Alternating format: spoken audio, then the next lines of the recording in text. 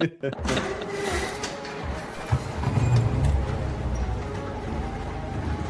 Memphis, nothing comes easy, and that's exactly how we like it.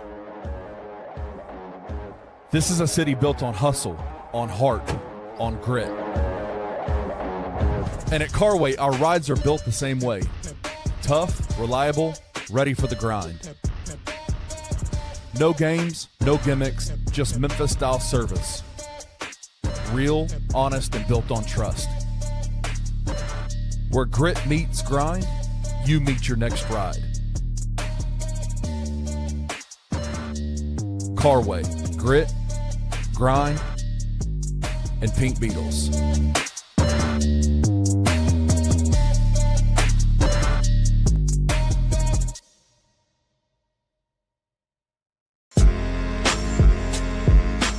In Memphis, we know a thing or two about resilience.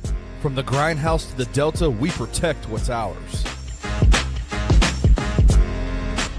But when pests invade your home, it's time to fight back.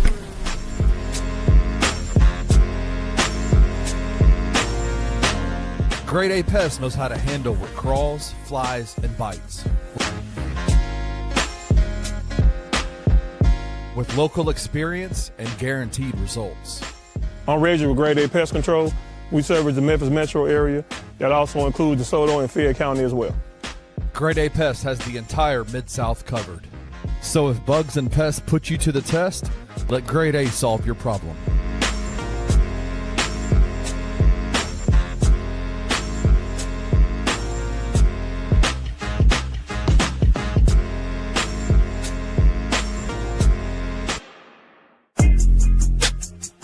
Bluff City Media presents the Two Buck Sports Show with your hosts, Rusty Buckets and Uncle Buck.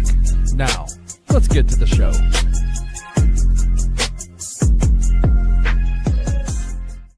What is up, everybody? Welcome to your Thursday edition of the Two Buck Sports Show presented by FanDuel. We're super stoked to be here with you guys. I'm happy to be back today after working at the hospital a bit yesterday. Appreciate Kenny stepping in. And I had fun letting loose with Kenny last night, but there's nobody else I want to do a show with than my guy, Drew Gann, a.k.a. Uncle Buck. Happy Thursday, Uncle Buck. How you doing, buddy?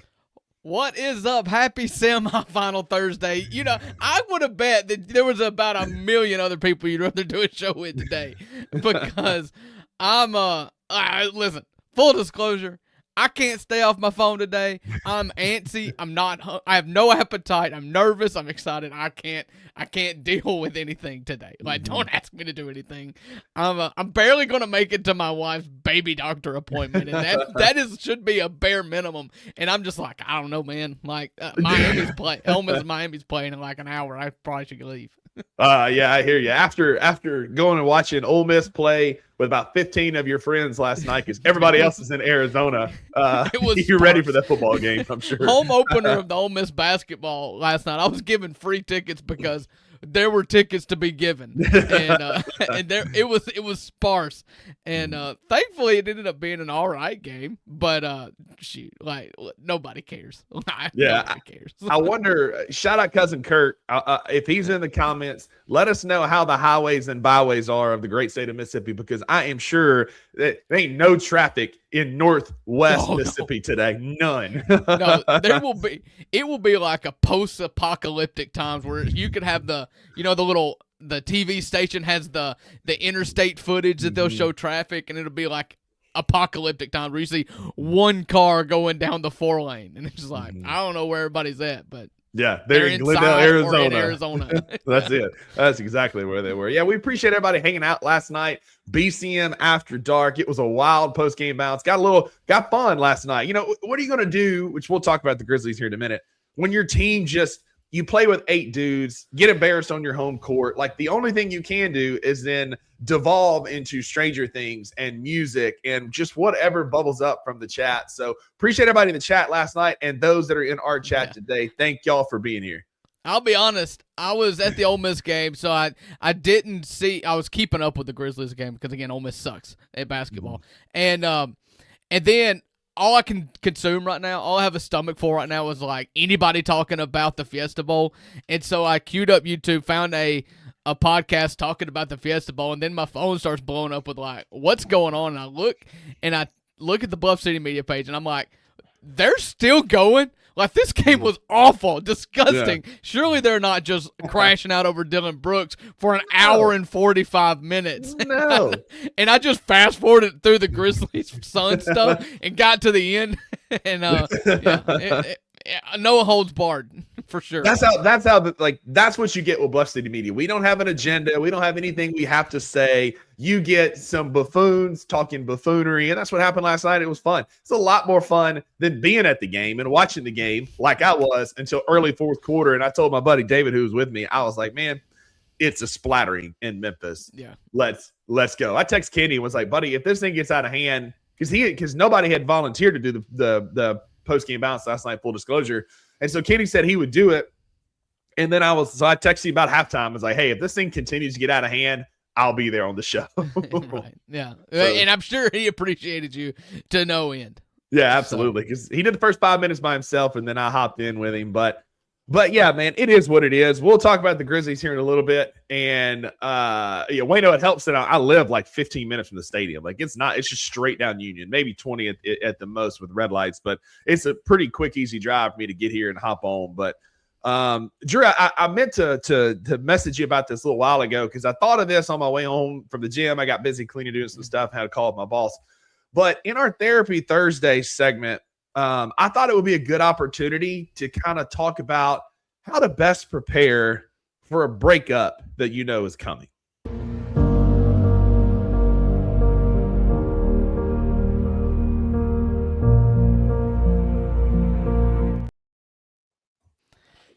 Okay, I'm intrigued to see where this goes. We're the Two Bucks. It's Thursday, and we're on Bluff City Media's YouTube and Twitter pages and Rusty's Facebook page for his grandparents.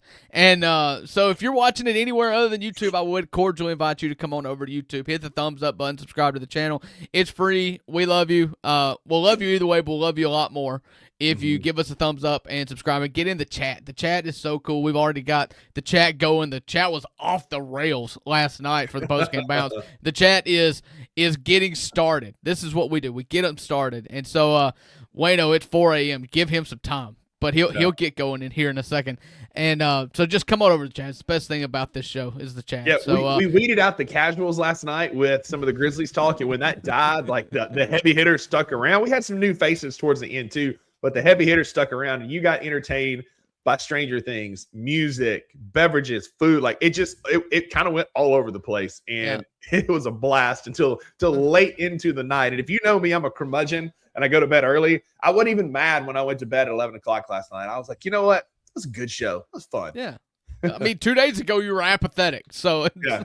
Well, I didn't say anything about the Grizzlies part of it. I'm talking about the post-Grizzlies stuff. I'm just saying, you can't – if you're apathetic, you can't even care that you get beat, right?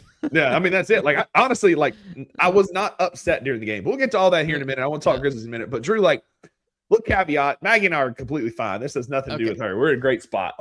Couldn't be better. But we've all been in those relationships where it's time. It's about to end. This thing has run its course. We've all been in them. We've all seen them come to fruition. I'm afraid we're seeing one in Memphis, Tennessee, on a grand scale. And so I want to talk about how to best prepare when you know something's coming to an end. Wayno off the top rope from the beginning. And shout out Memphis Ant for joining us. But a great first step, start selling her clothes on eBay without her knowing. Just do it 1 or 2 pieces at a time so it's unnoticeable until then she's like, I ain't got no clothes. Oh, yeah, by the way, I've just made it easier for you to pack and get out. Yeah, exactly. Yeah.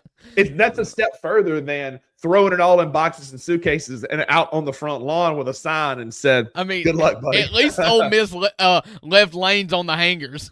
Left lanes on the hangers for putting it on the street. Yeah. And we all can't be as lucky as Coach Ed Orgeron, who was paid $17 million to break up. And he said, just tell me what time you want me going and which door you want me out, brother. And I'm here for that. But unfortunately, that didn't happen for us peons here. And I don't think it's going to happen. It could happen in Memphis with some draft compensation or some big time like a wing or some things that could help us. But you got any tips for the people preparing for a breakup, Drew, other than selling clothes, and which I guess there would be a fire sale on jerseys, so I guess that would happen if there was a breakup. Yeah, I'd cut you a deal on 4 or 5 of them here at the Gann house. So listen, I'm saying this as a almost 34-year-old dude. When I was in high school, you know me, I'm kind of I wear my emotions on my sleeves. I've developed in quite the crier when I got kids and married and stuff like that. When I was in high school, you just moan and groan over breakups, even if you were the one that did it, like, oh, I don't know. But as a 34-year-old, this is what I would tell my son, okay? Mm-hmm. Rip the Band-Aid off, brother. If you're convinced or if she's convinced, life moves on. You're going to there's a reason why you feel this way. Just off with the Band-Aid. That's it. It's not me, it's you. You can take the blame. You can say whatever you want to. Just let's not bemoan this process anymore. Yeah. Wait. It's just be done. Yep, we got Jared taking spark plugs. Aunt talking about turning off bathroom sockets. Just turn the breaker off so she can't do her hair. Like, I'm here for some of that. But quiet quitting is not the way to do it, right? Like you're exactly right. You got to rip the Band-Aid off. I know quiet quitting is like a big thing in 2025 and 26 at work, where you're just like kind of going through the motions until you find a new job. And it happens in relationships too. And it happens in professional relationships where you mope and moan and stand in the corner and you wear your hood up on the sideline and sit quietly while your team's out there competing. And quiet quitting does not make anybody A, feel better, or B, look better when you need to just make a decision and move on with your life. Yeah, but I'm all for the petty responses. I love the petty responses that we get. I mean, I'm in it for the long haul with my wife. God hope she never leaves me, because that's what would happen is she'd have to leave me. I can't go anywhere. I'm so codependent. I can't stand being alone anymore. Like, please don't leave me. I done told Maggie, listen, that's fine. If you want to leave me, that's fine. Just tell me where we're going. Like, you're stuck with me. You're like, she starts together. If Haley starts packing a bag, I'm just going to start packing a bag too. Like, hey, are we going on a trip? Are you surprising me? Like, I mean, that's it. Maggie and I are coming up on 2 whole years that she's put up with this buffoon, and I'm just like, listen, I'm in this thing now. Like, you're stuck with me, and I am not going anywhere. So if you want to leave me, that's fine. Just let me know where we're going. This is funny. I've heard this story. Listen, I broke up with Haley like 3 times, and she never lets me hear the end of it. And I have no explanation other than like, I was just an idiot, I guess. Yeah. And like, sorry. And I even tried to help. The first time you and Haley were interacting, you and your sister had come to visit me in Myrtle Beach, and I was texting for you. Emily and I were talking to Haley for you after we'd been dancing all night on the watch. Incapacitated. And it's not our fault. It was the waitress's fault. Because she never brought our food. No. Well, she never even asked if we wanted food. But you know what she kept asking? How about another beer? I mean, much like other parts of my marriage, I seldom say no, if ever. Exactly right. That's how we're in this situation. You've what's that show? Modern Family with Ed O'Bannon? Is that the name of it? Yes. When it's like when Sofia Vergara comes to him and it's like, I'm going to go shower. Would you like to join me? And he's like, honey, there's a gun in the closet. If I ever say no to that, shoot me. Yes. Yeah. Listen, guys are idiots. It's a wonder that our women are just like benevolent, nice, smart people and see stuff in us that we are incapable of seeing in ourselves. Yeah, I mean, big Sasquatch looking mug like me who is bigger than life personality. I'm loud. I talk a whole lot. Maggie is kind of quiet, introverted, wants a quiet night on the couch. Meanwhile, I'm over there like, if we move Cedric up to the starting lineup and we move KCP to the bench, like I'm completely just oblivious to her just wanting to be quiet after a long day of work. I said O'Bannon.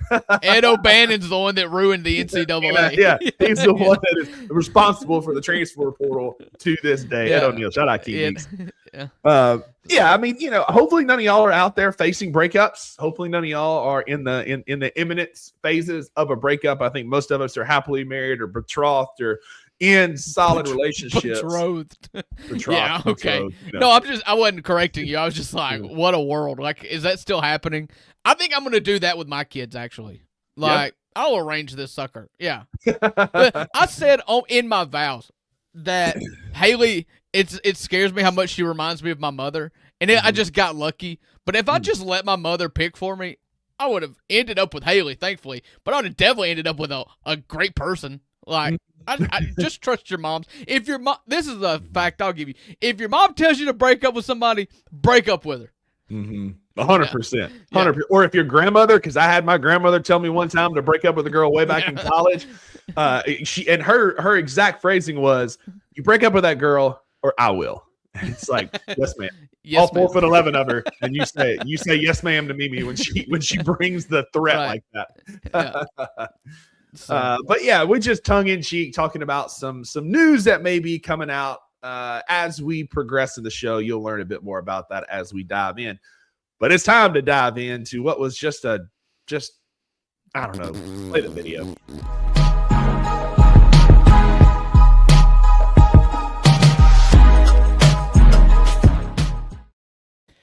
That's right. The Grizzlies lose a whole lot to a very little last night at home to the Phoenix Suns on the back half of a back-to-back, pushing the 10-game stint here, our fourth 10-game stint of the year, to 2-5. The 4-game losing streak was ended, but a winning streak did not occur. We started another one. I said this on a post-game bounce last night. I was in the building. I really don't want to just belabor this game because it was just, there was literally no takeaways, nothing worth crashing out over, but it just sucked. But normally at Grizzlies games, I always have my Apple Watch on, and I get those loud environment notifications. And the only time I got a loud environment notification was during the pyrotechnics in the intro video, the hype video. Other than that, like, David and I had a wonderful conversation reminiscing about college and talking about Mississippi State and how we're now 2-0 in conference play in basketball after losing to San Francisco, taking down Texas and Oklahoma, both teams who were 11-3 at the time we played them. Talked about that. We just talked about life. It just happened to be a basketball game going on. It just, again, Jaren was so sick last night. Like, I don't know if they showed it well on TV, but he had no legs, no energy. You could tell he was full on Draymond Green out there. Mouth breathing is the reference there, and just hammering like electrolytes and stuff on the sidelines. And it was an ugly night. Dylan Brooks had 21 points against us. He had a cold streak in the middle of it, finishing 8 for 22. What an efficient night. But just an abysmal night in the FedEx Forum. Yeah. I thought the same thing, Jared, when I was looking at it. Just as Rusty put it up on the screen, I was like, this is definitely going to end up at like 4-6, right? Like, this is the pattern.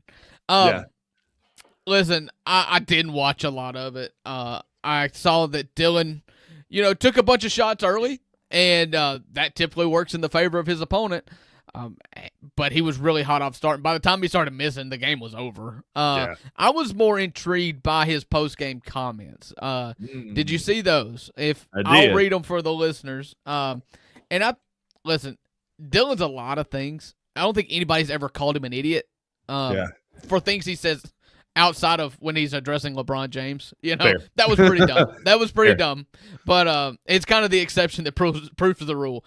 But this is real quick. I did because you saw it in that Court of Gold documentary where he was very humble, just great family guy. Like, that was a really cool image of Dylan that we don't see. Yeah.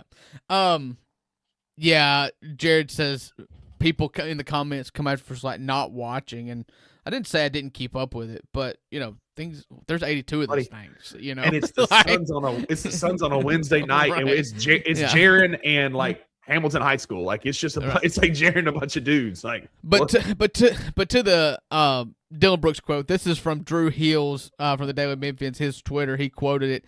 Says, this is Dylan, quote, "They moved too fast, especially when I was there. Dez was there and Steve-O was there. They moved too fast and tried to be too reinventive too fast. It kind of bit them in the butt a little bit." He goes on to say now his former teammates, I'm assuming John and Jaren, have to work and play off others, and that's not their fault. You have to be willing to have trust and communication with the players who play hard for you, and that's not what I see over there now. So calling out the lack of effort, and like I said, Dylan Brooks is a lot of things. He is not a guy. He is a guy who has his bona fides when it comes to just giving 100% effort at all times. Like, he can say that, and you can't brush it off. Yeah, he always gave effort, shot us out of games, but he always played hard. Yeah. And so I appreciate the candidness, and he's not wrong. You know, I've never been one that looks back and reminisces and says, oh, this team would be better with Dylan or be better with Melch or Slow-Mo now.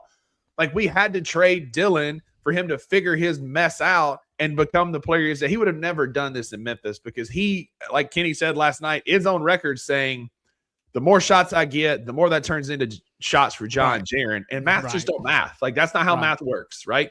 But he's not wrong in how quickly we're trying to move through and move off of like our timelines.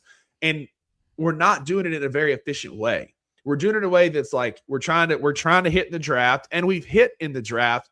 But outside of Cedric and Zach Edey, we've not hit on just like a bona fide NBA dude. Jalen's a great role player. Cam is as well. Like, as fun as Cam Spencer is, he's not like a dude. You know what I mean? Like, he can score and go on heaters. He's a dude.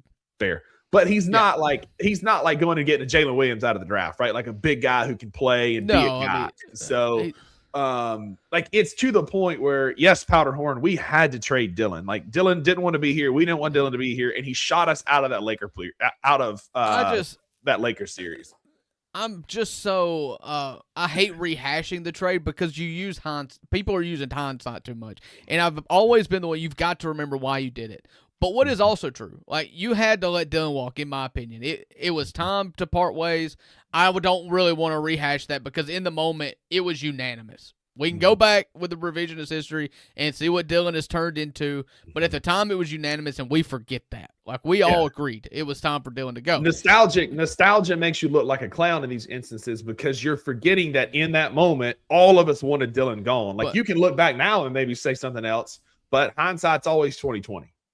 Yeah, so what is also true, though, is that what he is calling out is the lack of effort is something we have not been able to recreate since he left. He did provide a spark. He did provide an edge. It did go too far. It did end up with him being our Houston Rocket, but we have not been able to there has not been a single person to enter into the lineup since Dylan, Steve-O, Melt, none of them that have been able to uptick the level of effort from, and I'm not talking about bench guys. Cam Spencer has effort in spades. Zach Edey does too, for that matter. He just can't stay healthy. No one that's been into the starting lineup that we play for 28 to 32 minutes a night upticks the level of intensity the way that Dylan Brooks did. And that is a problem, not because we traded Dylan Brooks, but because we have not been able to find anybody else in the draft and free agency and trades. Nothing. Zach Clement has never been able to plug in heart and soul into this team. Correct. We drafted a bunch of guys who can fit roles, but we've not drafted a culture guy. And we've had culture guys. Dylan was a culture guy. Tony Allen, culture guys. But we haven't been able to replace with Marcus Smart. And he wasn't that. Right. Steven Adams, you got it right with Steven Adams. But also that relationship soured. And none of the fans maybe wanted him gone, but the front office and Steve-O weren't seeing eye to eye on his recovery. So Steven Adams was gone. So all of our culture guys has kind of ended kind of sourly.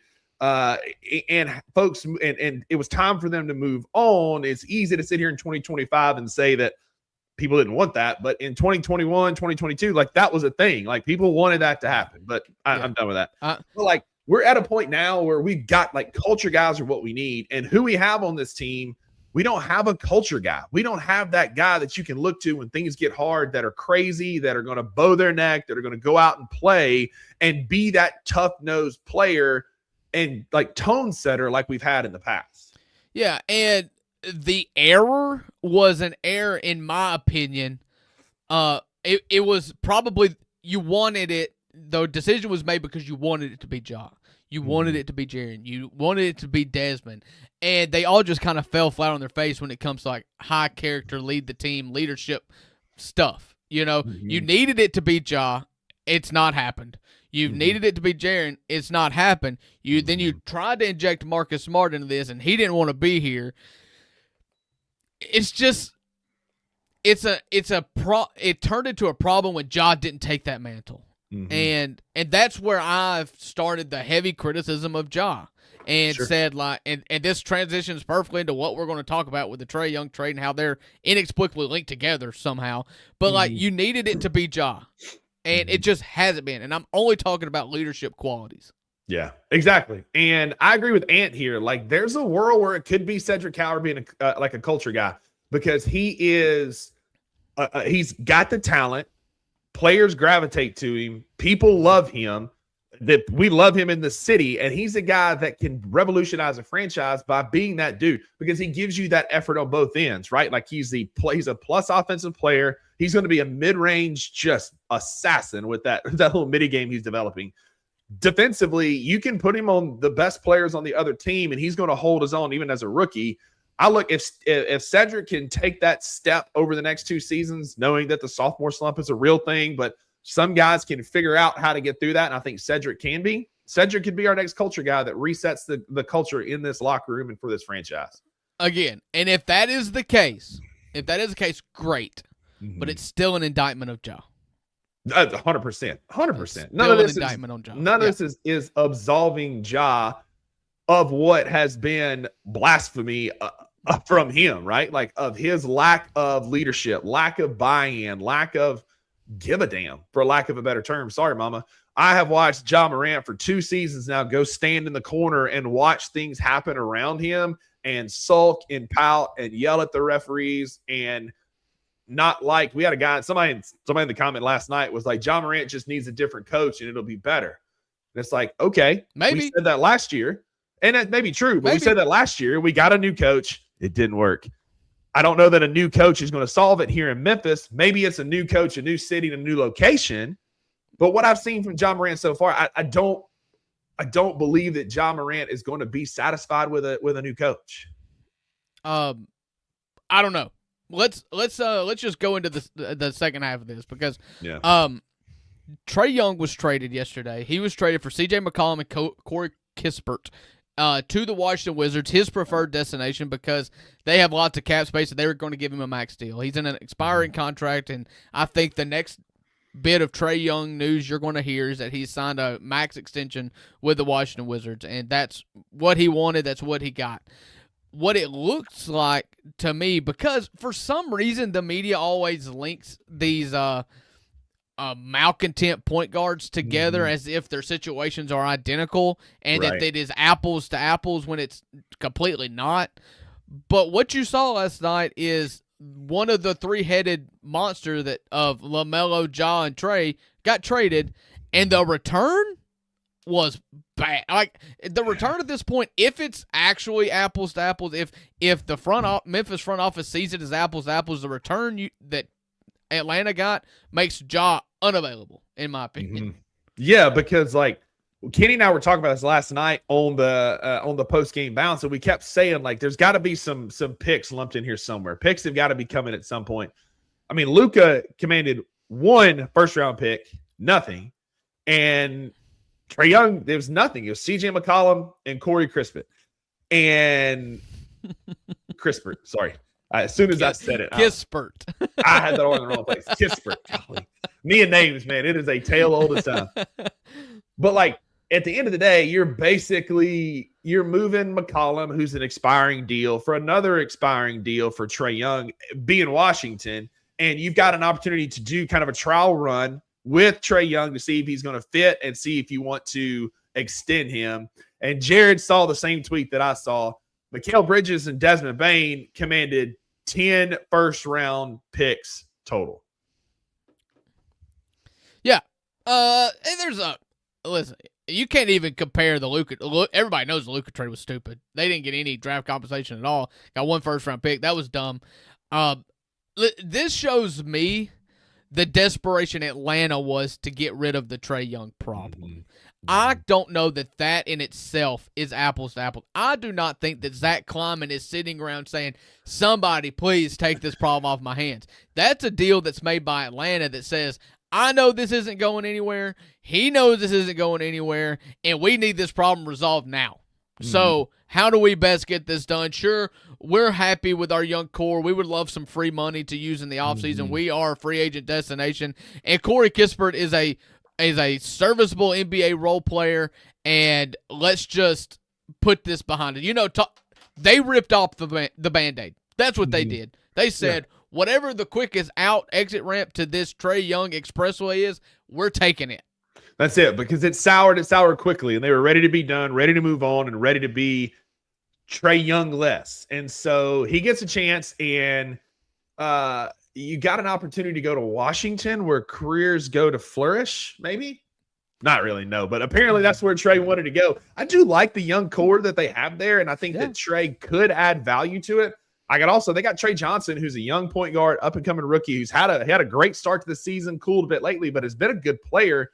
I'm just curious what this is going to do for the fit there. If I'm Washington, I'm betting on a young point guard. Trae Young has been hot and cold. He's a 4-time All-Star, but what have you done for me lately in this league? It hasn't been great. I'm just curious about the fit. Again, it's clear what Atlanta was doing. They were done. They're ready to move on. They're all in on Jalen Johnson and Dyson Daniels, this young core that they have developing down there. And they were tired of the experience that is Trae Young. I'm laughing at the comments. I'm sorry. Low IQ people coming here all the time we've sicked our guard kangaroo on. Yeah, that's it. He's handling our light work here. He's our goon. Still Rose conversation enough. Our Australian goon in the comments. Get him, Wayno. Hey, Powder Orange, I love commenters. You can come say whatever you want. We're not kicking nobody out. No, we're not. Not going to mute. Not going to kick out. But we've had this conversation. Don't stay mad. But maybe we'll say something in a minute you'll agree with. Doubtful. But doubtful. Listen, this is just it just is what I don't think it's apples and oranges. Listen, if Memphis makes up their mind, if Zach Kleiman makes up his mind that going into next year, we're not giving John Morant a max contract, then we're in the same situation that Atlanta's in. Like that is apples and apples at that point. Like, hey, John, I'm sorry, we're not paying you $70 million a year, and so John's going to be unhappy. We're going to want to get him out. Like that's when it becomes it. But because Ja is coming up, it's time. Ja, I think it's this off season. Ja is eligible for an extension. Do you think there's any of this is Ja Morant is upset that he hasn't gotten his extension yet, or maybe not going to get an extension this offseason? There has been no proof that Memphis is unwilling to pay the players that earn the money. Very true. I don't think that unless there's some backdoor conversation, some private meetings between John Morant's agency or whoever that is now. Well, it's Ja. and Zach Kleiman that reveals that maybe they're uncertain about it, that we don't know about. Well, then maybe. I tend to think this thing with Ja is bad luck injuries, unhappy with the system. And so when the commenter on the postgame bounce last night said that it's a head coach away, I can believe it. I do. I can believe it. And I'm not saying that's the way it should be handled, but I do believe it. I believe he's wholly unhappy with the system. And when everybody was dissecting his body language on the bench when he wasn't playing due to injury earlier in the season and said, like, he looks happy, I was always like, just wait till he goes back and plays the same role again. Yeah, exactly. And Memphis, shout out Ant again. Memphis has always been that team that's done right by the players, that they value the league values or values being in Memphis. Like, we've always taken care of those guys who give their all for Memphis basketball. Ja Morant has not been that over the last few seasons. Ja Morant has played in, roughly, at most 53 games in the last 3 seasons. Like, he had a 9-game season a couple years ago. He's only played in 18 of 37 this year. So if I'm looking to extend Ja Morant, I haven't seen anything yet that tells me I've got to extend this dude because he makes us that much better.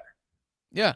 I'm with you. And this is not knocking his global superstarism, because we saw the summer tour. We saw him selling shoes. I go home and watch my nephew play basketball, and there's always kids in Ja threes. My middle school nephew, their team shoe is Ja threes. And that's still a thing, but the on-court production has been lapped. While he was out selling shoes in China, Wemby was working with Hakeem Olajuwon and Kevin Garnett and Shaolin Monks, and he almost tore the rim off last night in that Lakers game with that putback dunk, which was awesome. Yeah, I'm not going to criticize any offseason activities by anybody. That Ja World It's more Tour was tongue in awesome. cheek. Yeah, it's more tongue in cheek. And but you get what I'm not saying. trying to put words in your mouth, but Memphis is different than Atlanta in one major category. With $30 million or $70 million on the next contract that Atlanta is saving, they could go get free agents. Yeah. Like it or not, shoot me if you want. Memphis does not do anything in free agency. Nobody wants to come here. So with the money that you're saving from Ja Morant, you are just going to reinvest into players that you draft. You don't have that proverbial bird in hand that Atlanta has from year to year to say that, oh, people want to come here. Magic City is here. Like, people want to come to Magic City and eat chicken wings. Okay, whatever it is.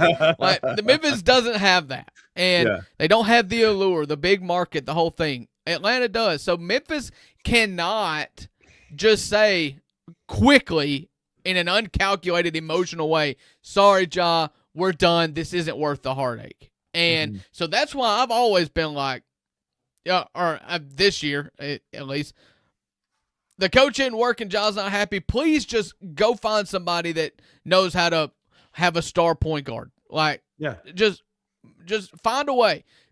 But the Memphis Grizzlies will not sign in free agency a Ja Morant. So you're just going to have to make do with it. And if that means firing your coach, pony up and fire the coach.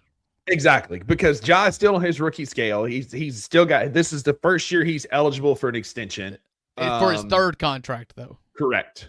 So this is his first year. He's eligible for an extension, and I think a hard conversation is going to have to be had around what that extension looks like, what Ja Morant is worth versus what he's worth on the open market. And I'm with you. I am not so. This whole conversation, it sounds like I'm out totally on Ja, and I'm not. I'm closer than I've ever been, but I'm not out and say we immediately need to trade Ja Morant. I am still perfectly content if Zach Kleiman comes to Ja and says, look, I screwed up. This was my guy. I thought he would be the guy for you. Let's make a decision on who our next coach is. I don't know that ZK is going to have that flexibility because he's already had two coaches, one of which he handpicked to maximize Ja Morant, and that hasn't worked out. He cut the legs out from under the previous one for that. Exactly. So, I don't know whether or not Zach's going to make that decision, but whoever makes that decision, I'm firmly in the camp of let's try one more time with a coach and scheme with Ja and Jaren and see what we can do. But if this thing goes sour and Ja is pouting 35, 38 games into the next coach's tenure, then at what point is the common denominator there? And we have to have a really hard conversation. This is what I don't want to do. I do not want to get rid of Ja to double down on this TI system. That's what I don't want to do. Not at all. Not at all. And I believe that this is not an A or B situation. There's a lot of things, lots of moving parts. If you dwindle it down to two options and it is coach or player, you pick one, always pick the player. Always pick the player.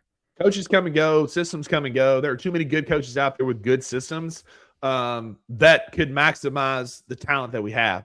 And Drew, I do still think there is hope. Over on FanDuel, the Memphis Grizzlies odds for this season they don't look good. They're not going in the right direction.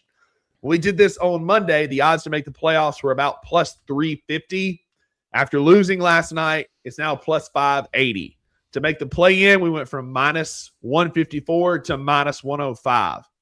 We're now at plus odds to win 40 or more games. Our over-under still 35 and a half over on FanDuel. But they got us at minus 154 to go over 35, but plus 370 to go over 40 wins this season. While this season's kind of looking bleak, Drew, according to the FanDuel numbers, the official odds provider at Bluff City Media, I think our future there's still hope in the future because we're still on the Ja and Jaren runway, and we still have a runway with said and Edey that can prolong our championship window with the right pieces, coaches, system, whatever we need to fix this thing. Yeah, listen, I was looking up the standings real quick to see kind of what kind of leverage we have. So the Grizzlies are 10th in the standings, despite going 3-7 in their last 10. Everything being as bad as we can think of on the season so far, right here in the middle of it. We are 2 games up on the Mavericks and 2.5 games up on the Clippers. You've got to keep falling, and you got to hope that the Mavs or Clippers won't figure it out. The Mavericks are 4-6 in their last 10. The Clippers are surging a little bit at 7-3, but you're firmly in this play-in picture. I don't see the Grizzlies necessarily dropping out, and there is hope on the horizon. Yeah, there is, because Zach Edey's going to come back. If we've had one good run, it's the 11 games that he was healthy enough to play, and you hope that you can bottle up some injury luck and put it in your main vein here in your left arm and hope you can stay healthy, because it seems the only way that this team is ever going to be good is if Zach Edey is on the court. And that's it. Sucks to say, but it's just been a fact, an undeniable fact. Yeah, and that's where we are as a franchise. And I'm gonna kind of dance around Ant's comment here, because I've said before and I'll say it again, I don't think we're soft tanking or rolling out a slow tank. But it's not the worst thing with this draft class coming up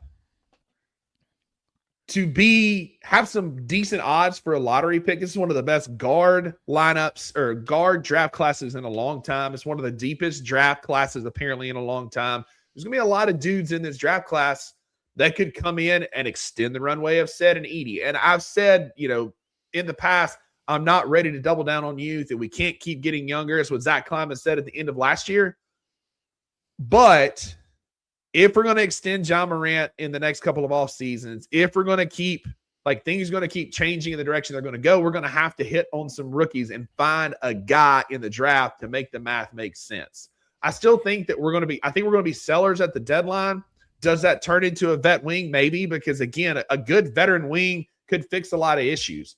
Ja, Cedric, insert good vet wing here. Jaren and Edey could be a formidable lineup with Jalen Wells, Ty Jerome, Cam Spencer coming off the bench in the backcourt. And then you still have Santi and Jock being those backup centers for Edey. So there are guys that we can move to get a vet big. But I just unfortunately, we keep saying this. Like Wayno said, we got to wait until we get healthy. And this team is still a piece or two away from being a piece or two away, it feels like. Yeah. I mean, if you told me we traded for Herb Jones and he's our new starting 3, and we can actually roll out a healthy starting lineup of Josh, Said, Herb, Jaren, and Edey, buckle up. I'd be pretty confident going forward. Mm-hmm. Unfortunately, show me we can be healthy. Yeah. Anyway. The John Morant trade conversation keeps coming up. There are different destinations out there. Could that go get us a great wing? Jeremy Grant, he's an oft injured wing. He's not been the last year or so has been better, but he had a stretch there where he was hurt all the time. We don't need another wing or another player with injury concerns. I like Herb Jones is a great name. Jaden McDaniels in Minnesota is the name that I like. Cam Johnson, I'd still love to call Denver since it's not worked out super well there if they start to have a fire sale. But there are wings out there that you can go get with contracts like BC, like KCP. You could go move those guys and bring back a decent wing. Yeah, this is way spicier than what you think it is, man. It's spicy. No, Herb Jones is awesome. Yeah, but the Memphis Grizzlies in the last 14 games that Vince Williams Jr. has played are 11-3. That's fair. But at the same time, the competition's not great either. Yeah. So, listen, we'll see. The Memphis Grizzlies play tomorrow night against the Thunder. Yeah, okay. Do not yell at me for not watching that game. Okay, if Ole Miss wins tonight, I'm going to be locked in to Oregon and Indiana tomorrow night. Sure, sure.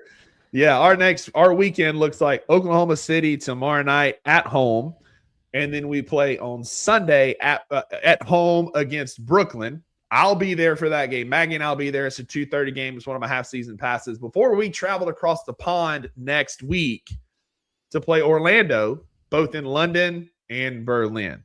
Yeah, we're going to be I heard somebody say that they expect Edie and possibly Ty Jerome to have their uniforms packed when we go overseas. I mean, I would love that. Would absolutely love that. Absolutely, because that would be nice, because finally the Desmond Bain trade kind of comes around to fruition, because by trading Desmond Bain, it created some room for you to be able to go sign Ty Jerome, and we can finally put Ty Jerome in meaningful basketball. Yeah. I'll also be doing the post-game bounce live from Grind City Brewing on that Thursday, so stay tuned for that. Super excited about that. But the Memphis Grizzlies are going to be playing basketball in the next few days. That's all you can really say about that. But it has come to the time of the show that I have been dreading all day, because we're going to have to talk about the other semifinal matchup that happens tonight in Arizona.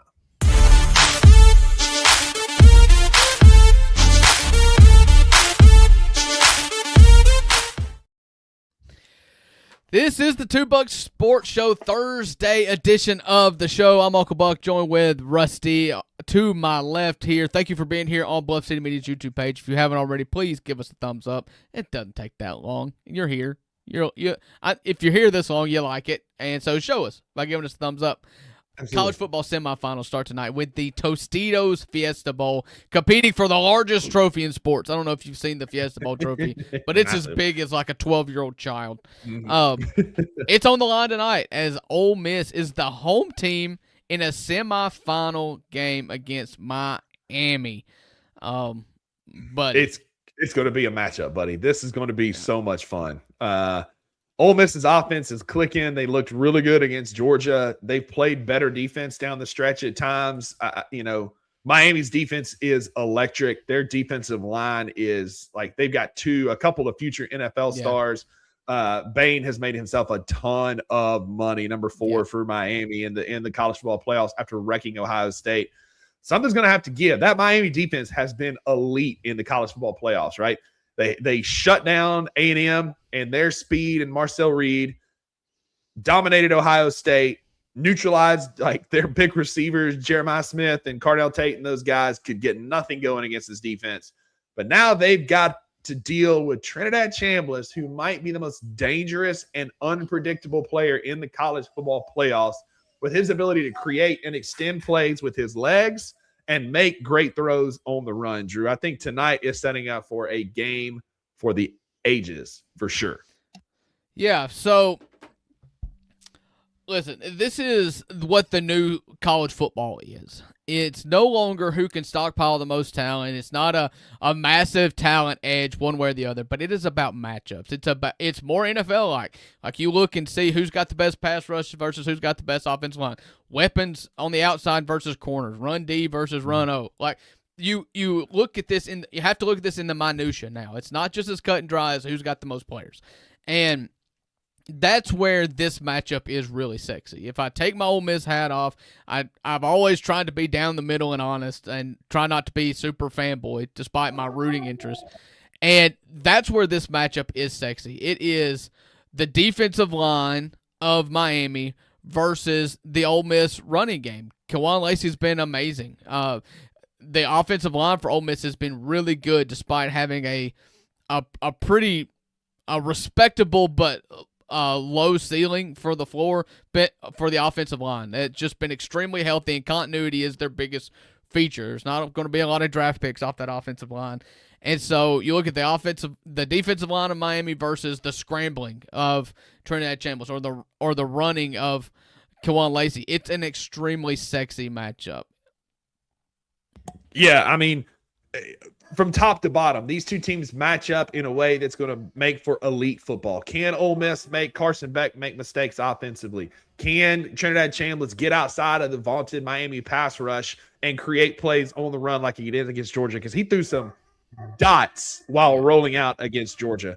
So you talked about it a little bit. We talk about like the big things, Drew. As an Ole Miss fan, like what are the little, you talked about the minutia, but who are the little players or the little matchups that you're looking for tonight that could make this game? Listen, and I've loved listening to all of the people talk about this game because Ole Miss is nobody's picking the Rebels. I mean, let's just be quite honest here. Ole Miss is the media underdog. Like, nobody's picking them. And I think the reason why, and what probably scares me the most, is I feel like the Trinidad Chambliss is the X factor. And what you got was a nuclear Trinidad Chambliss. And I don't want to fall victim to needing Trinidad Chambliss to go nuclear and Johnny Manziel this thing up. I hope that's not the only path that we have to win this game. And so if there is a more reasonable path to expect for Ole Miss to win this game, it is staying ahead of the chains. You cannot give up lots of sacks. You're going to have to run the ball, or at least simulate run with short passes to get to 3rd and 3, 3rd and 2, 3rd and 1, and not have a lot of 3rd and 8, 3rd and 9, or worse, because Miami does a really good job of negative plays. Lots of sacks, lots of tackles for loss. And so Ole Miss is good at like the short timing run passing game to offset the run. And so you look at a guy like Caden Lee in the slot, or the tight ends having a big game with Daquan Wright or Haas or guys like that, to be able to, if you cannot just simply, and Keywan's good enough, but if you can't just simply do a designed run to get positive yards in early downs, then simulating it with slot stuff, tight end stuff to stay ahead of the chains. Yeah, exactly. And one of the biggest matchups for me is going to be in the trenches. Ole Miss's offensive line has done well this season. They've only given up 18 sacks all year, 13 of them to Trinidad Chambliss, 5 to Austin Simmons. Now, they've only gotten 29 sacks this season themselves. Miami has given up very few sacks. They've got 46 sacks on the season. And defensively, defensively, they've got 46 sacks. Carson Beck's been sacked 13 times, so slightly less than Ole Miss, but the same as Trinidad Chambliss. So there's an opportunity there for Ole Miss to create some mismatches with some schemes, and Pete Golding is a great schematic defensive coordinator and can dial up some exotic pressure that can get Carson Beck rattled, and that's the biggest thing. Like you talked about the little matchups, I think we've kind of danced it. We've talked about Trinidad and Keywan and the defensive line that Miami has with 46 sacks on the year, one of the top in the country. But what Carson Beck is going to show up, I think they got lucky by beating Ohio State and Carson Beck only having 138 yards passing. That's going to have to change and change dramatically if they're going to beat Ole Miss. You can't let Carson Beck play a backup role in this game. Like, Carson Beck at some point is going to have to go take this game and win it. We've seen him throw 5 picks this year against Louisville. If that Carson Beck shows up, y'all can go ahead and start booking your trip to Miami to go play in their backyard against the winner of Indiana and Oregon, because Carson Beck has that in him. We've also seen Carson Beck just deal and be incredibly efficient. So this game, to me, as you know, Trinidad Chambliss is great. Miami's pass rush is great. But which Carson Beck is going to show up? He's got to be better than 138 yards passing he had against Ohio State. And he's got to be better than 5 picks against Louisville. Which one are we going to get tonight? So this is to steal a phrase, a pat. This is what I'm looking for. Like, if Ole Miss wins, if I could guarantee an Ole Miss win, this is what I'm looking for. And Ole Miss has only scored under 30 points in one game this year. It was against LSU. It was a win. Messy game, but a win. Miami has not scored more than – they've only scored 24 – had 24 points put up against them all year. So, and that was in a loss to Notre Dame, scored 24 points and beat Miami. And so, wait, if hang I'm on. looking, Whoa, back up. I'm sorry. Miami has gave up not 24 and beat Notre Dame. Yeah, okay. I got real confused there for a second. Yeah, sorry. The point being, if Ole Miss can score over 24 points, 30 points, Ole Miss has not scored less than 30 points except for once. If they could get to 30, then you put the pressure on Miami's offense, and that is when what you see being the fear for Carson Beck becoming actually possible. Carson Beck has been really good at protecting the football, but they have not had to score a lot of points.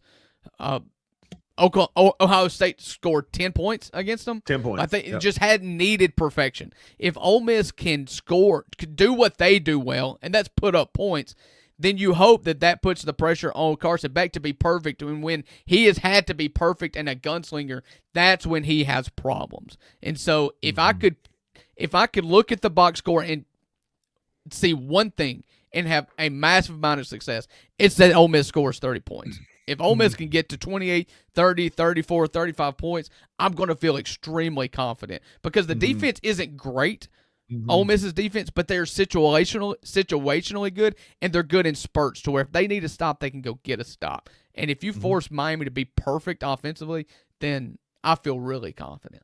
Agreed, because Carson Beck has a five interception game this year. Ole Miss only has 8 interceptions on the season. They're not a ball hawking. And most of them are by Austin Simmons. Yeah, no. Like Ole Miss has intercepted 8 passes all year. Defensively, they've intercepted 8 passes. You've only thrown 5. Okay. 8. You've thrown 8. So you have thrown 8. 5 by Austin Simmons, 3 by Trinidad Chambliss. You've also only intercepted the ball 8 times and forced and recovered 6 fumbles. Where Miami can have a day is, can they turn that number around? Right. They have 16 picks on the year. They've also recovered 9 fumbles. So Miami has been an opportunistic defense who can go get takeaways. That, like, one of the best feelings in football is when you jump a screen pass like Miami did in that Ohio State game and just jump it, pick it off, take it to the house. Like, you got to create plays like that. Can the defense be opportunistic and find mistakes that Trinidad Chambliss does not often make? Only 3 interceptions on the year. You're going to have to create some chaos and some turnovers if you're going to win this game. And you know that Miami is kind of licking their chops on the back end because Ole Miss does throw a lot of those short route, timing routes that you can jump, the kind that they jumped against Ohio State. They do throw that, and that's part of the problem. You're going to have to find some sort of easy money, short yardage play, whether that's a screen pass or that's by Kawan Lacey getting and running the football. So it is a really good chess match. And honestly, like, there's a lot of things on the line that we're just kind of waiting on for Miami to fall apart. And we're like, when's Carson Beck going to screw it up? When is Mario Cristobal going to screw this up? Yeah. Like, Mario Cristobal and Carson Beck are proving the doubters wrong by just being here and not screwing this up so far.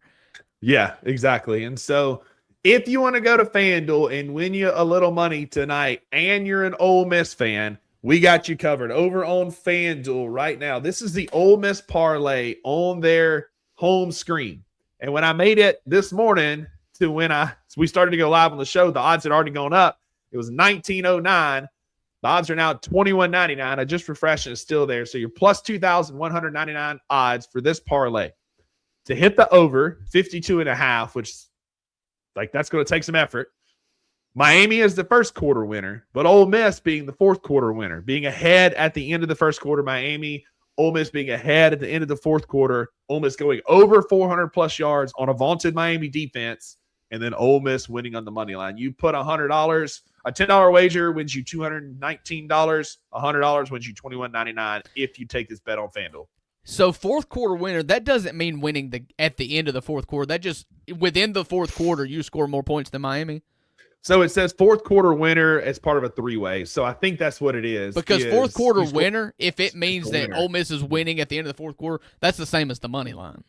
So then there you go. So you win, you score more points in the fourth quarter. Yeah. Yeah. So, listen, if Ole Miss goes over, I like our chances. I don't like our chances in a slugfest. However, like, I'm at the point now, and this is me putting my fan hat back on.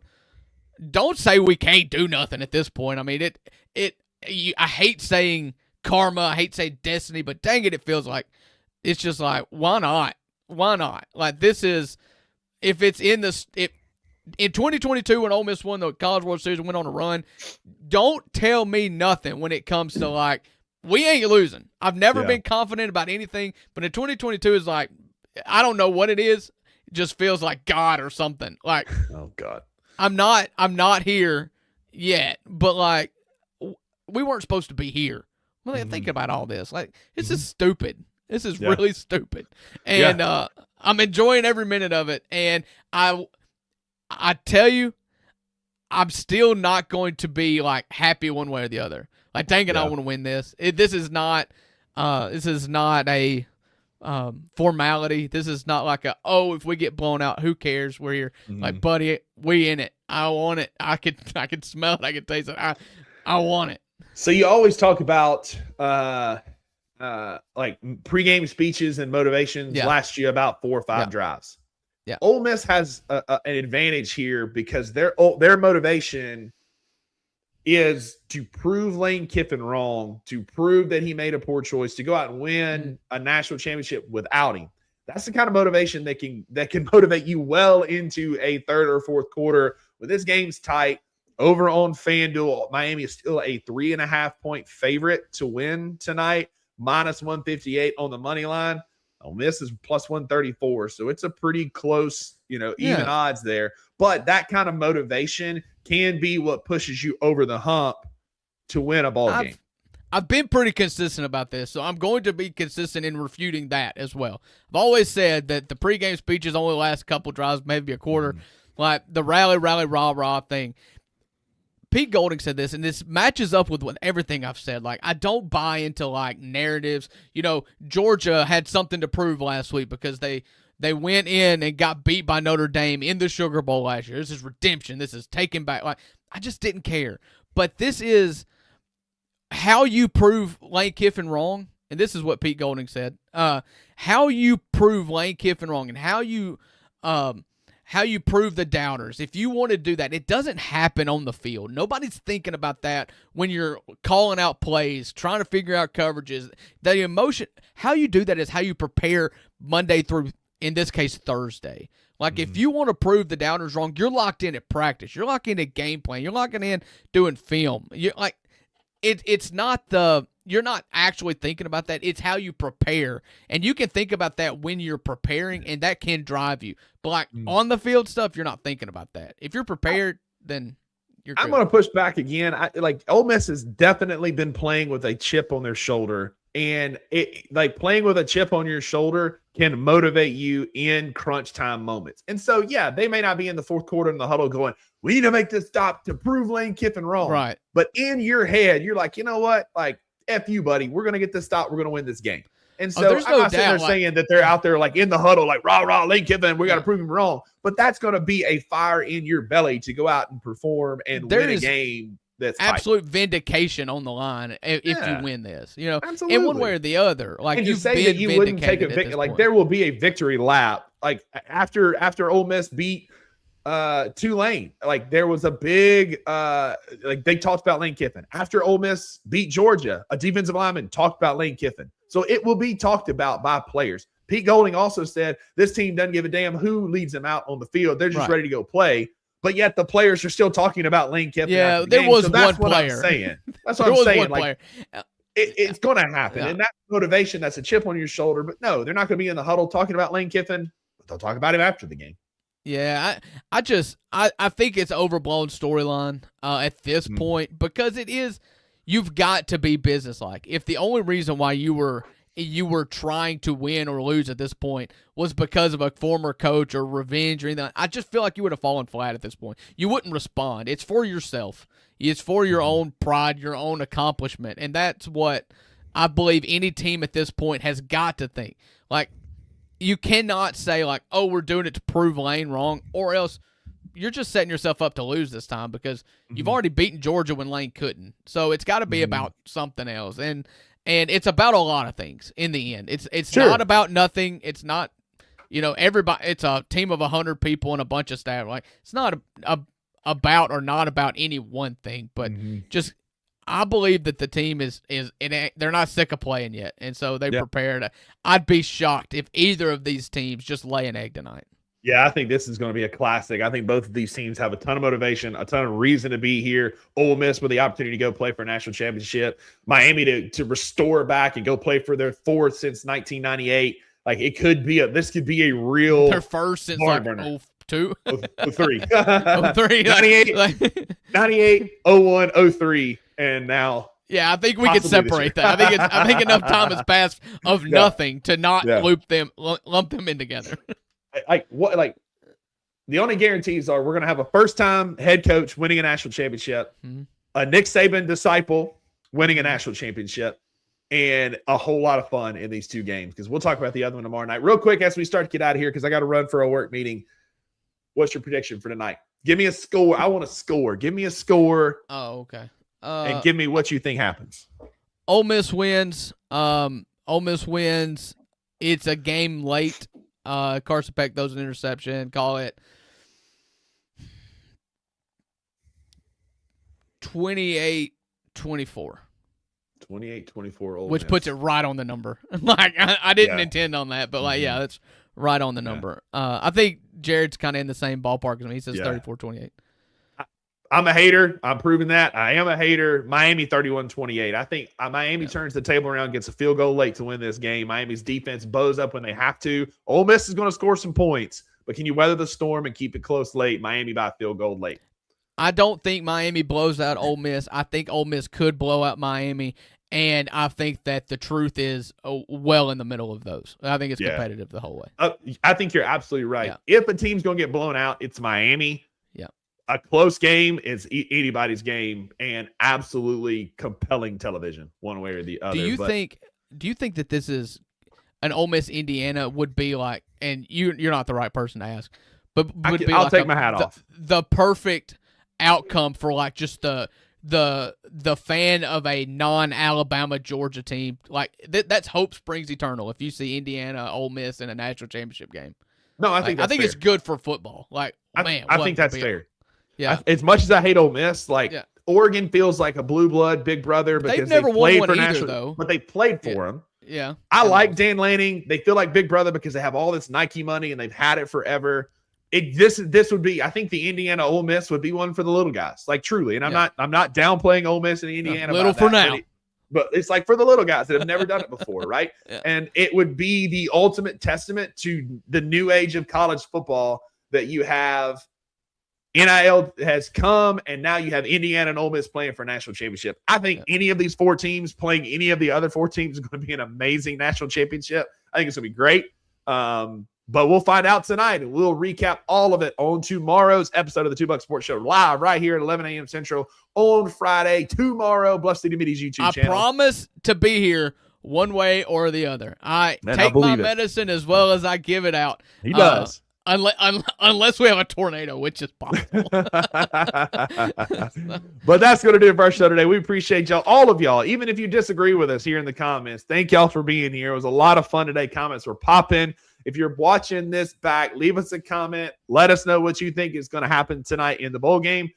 Do you think we're better off if we start moving players, and what the Memphis Grizzlies need to do to fix this team? But in the meantime, y'all go be a friend to somebody who needs a friend.